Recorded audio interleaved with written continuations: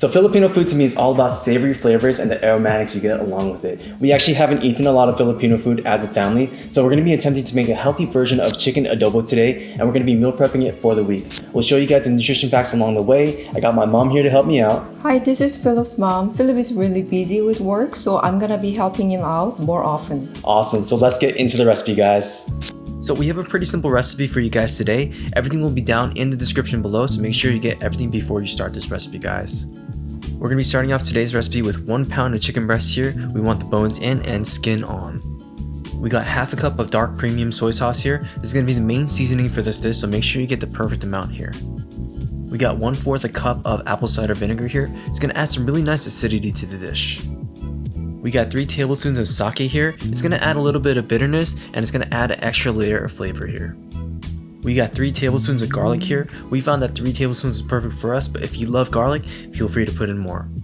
We got 3 to 4 bay leaves here. It adds a little bit of earthiness to the dish, and it really is what makes chicken adobo chicken adobo. And lastly, we got some black pepper here. You can put as much as you want, depending on how much you like. So now it's time to make the marinade for the adobo here. Just to review the ingredients, we got 1/2 a cup of soy sauce. Remember, the higher quality your soy sauce, the better the end result will taste. 1/4 a cup of apple cider vinegar for acidity. This sounds kind of weird, but it actually pairs really nicely with the soy sauce.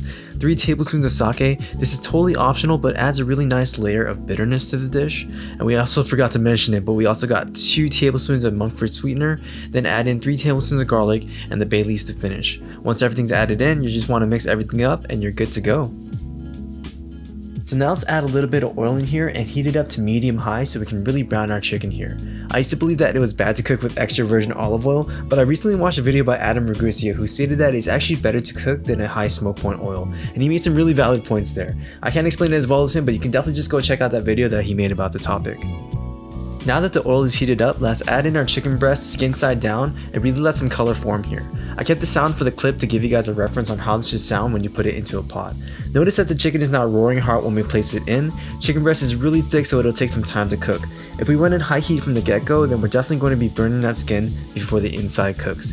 You should hear a sizzle, but not so much where it roars here. After cooking the skin for 5 to 7 minutes, let's flip each chicken breast individually and add some color to the other side as well. If you lift up the chicken breast, you'll see that we formed some really good fond on the bottom of the pot. Once this side gets cooked for another 5 minutes, let's add in our marinade from earlier and really let that chicken breast braise in there for 10 to 20 minutes on medium to low heat. As soon as you add in the marinade from earlier, make sure you scrape up the fond from the bottom of the pot so those awesome chicken flavors can get into the liquid as well. This is really the key to getting some really awesome flavor to the end result, so make sure you really take care of the marinade, guys. After 10 to 20 minutes here, you're going to see that a lot of that liquid has boiled off, and you'll see that the marinade is reduced significantly. Since we didn't season the chicken breast at all, this is totally fine as the marinade adds plenty of flavor to each piece of chicken.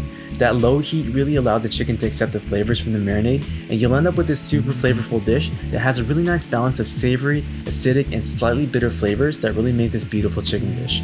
I gotta say, out of all the Asian chicken dishes out there that I've tried in my lifetime, I give chicken adobo the crown for the best taste and flavor. I know that's saying a lot, but this is truly a delicious meal, and you really get everything that you need in terms of awesome savory flavors. That's really it for the chicken adobo, guys. Now all we have to do is put it into our meal prep containers, or in our case, we got some really awesome Japanese style bento boxes. I'll put a link in the description so you guys can get some of your own. It is an affiliate link, so it'll definitely help out the channel if you'd like to purchase one. I talk about this in a lot of my meal prep videos, but portioning out each of these meals is really as simple as knowing how much of each aspect you started out with. We started off with 1 pound of chicken breast, and as long as you spread that evenly throughout 3 different meals, we'll be getting roughly 4 to 5 ounces of chicken breast per meal. This is really the key to meal prepping and will give you the accurate nutrition facts for each meal. So that is really it for the recipe, guys. You can add any garnish you want, but we added some slices of lime and some basil leaves with a little bit of basil pesto to top it off. We also put in 120 grams of white rice along with some green onions and some black sesame seeds for a nicer presentation. We'll put the recipe and the nutrition facts in the description down below, so make sure to look at those if you want to know the macronutrients for this dish. If you liked the video, feel free to like and subscribe. If you made this for yourself, then make sure to tag us on Instagram at AspireFitnessWalnut or just email us a picture. We also have a blog on chicken adobo that really dives into the nutrition facts of most chicken adobo dishes, so make sure to check that out as well. Thanks for tuning in, guys, and we'll see you in the next one.